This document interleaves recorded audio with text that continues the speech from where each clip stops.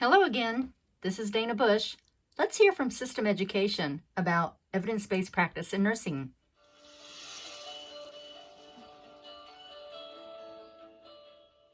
Hey, St. Luke's nurse residents, Marcy Everts from the education team. Just wanted to talk to you for a minute about evidence-based practice. I get it that maybe your EBP nursery research class in school was lame, sad, and not your favorite. I get that. Maybe you're even dreading this EBP project that you're doing for your nurse residency. But no, don't dread it. This is what nursing is about, being this lifelong learner and always trying to improve. Can you imagine if we practiced nursing like our preceptor taught us to practice nursing? We would never be improving. I mean, imagine we would still be like shooing the expectant father out to the waiting room while the mother gave birth under general anesthesia, and we would be heavily sedating our ICU patients on the ventilator for their comfort. Yes, no, I mean, we may even be still like sterilizing bedpans and using them on different patients. Ew. Come on, guys. Use your evidence-based practice project as a time when you can improve not only your own career, but the careers of nurses in the generations yet to come. It can be that meaningful. So I hope that you can pick an EBP project that means something to you, that you can stick with and write it for a long time and help to improve the overall profession of nursing. That is heavy stuff that you can do. I really like the evidence-based practice module because I really feel like it helps nurses dive a bit more into the literature, and it helps nurses use their strengths within a group. So we all get to work with our strengths and learn where we work best in a group. Diving more into the literature, we get to discern what levels of evidence there are and how not all journal articles are created equal. And they all serve their purpose, and we get to determine which ones are the best for indicating practice changes. So I hope you guys enjoy this module. I'm really excited for new graduates to have this experience with research at this level. It really emphasizes the importance of that at the bedside. So you're doing things in your practice that you understand, has that evidence and has that research behind it, so you know you're doing what's best for the people. Hello everyone, my name is Lindsay Decker. I'm one of your critical care educators. I just wanted to chat with you a little bit about evidence-based practice. Evidence-based practice is your opportunity to take a process that you think could be improved or take an idea that you have and use the evidence out there to help support you to make things better for you to take care of your patients. Hi, I'm Michelle. I am a CES over surgical services. I wanted to share a little bit of my feelings about evidence-based practice.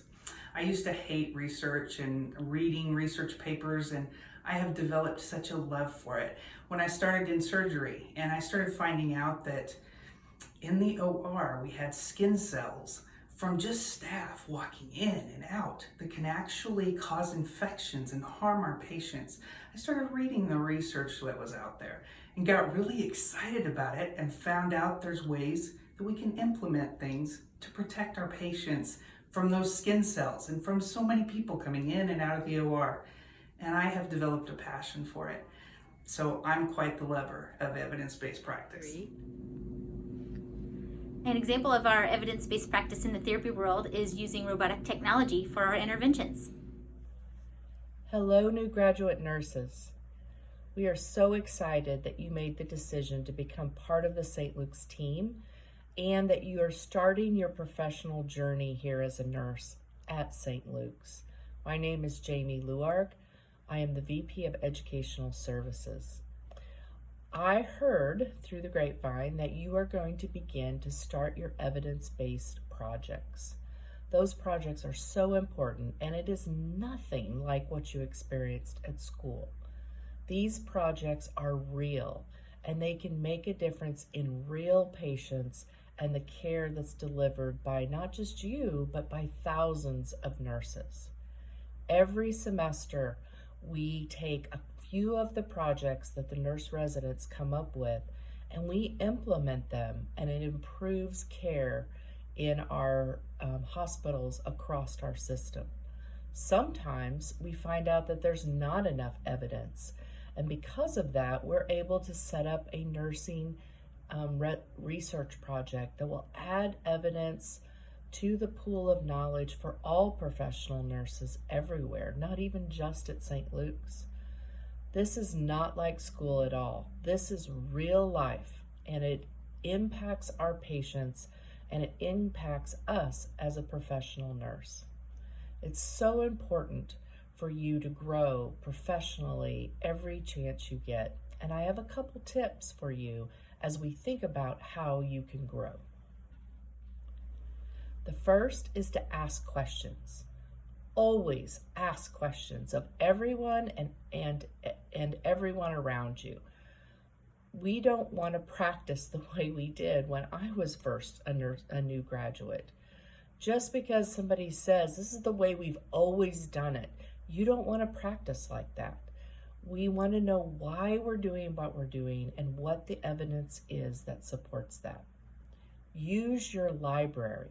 The librarian is such a great resource, and we have amazing ones at St. Luke's.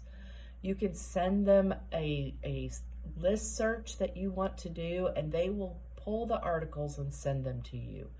What a time saver.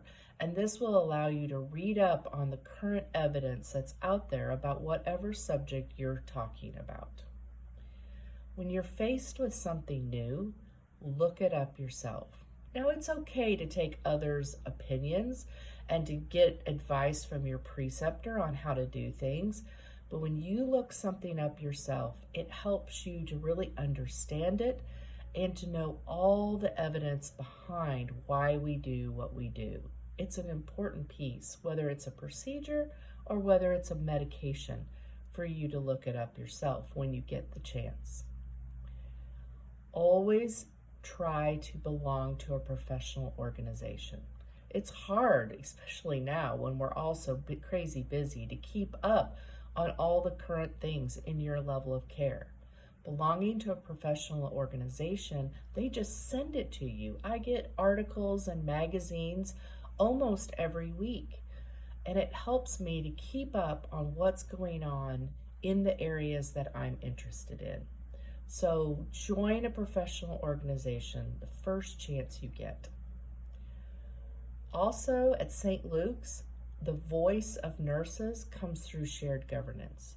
If you get an opportunity to participate on a shared governance council or to participate in a task force looking at evidence to decide how to practice, say yes.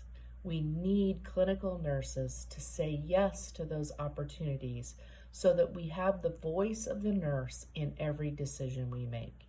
Shared governance is extremely important to nursing and to St. Luke's. So when you get that opportunity, please say yes. And finally, I just want to tell you how proud we are of you.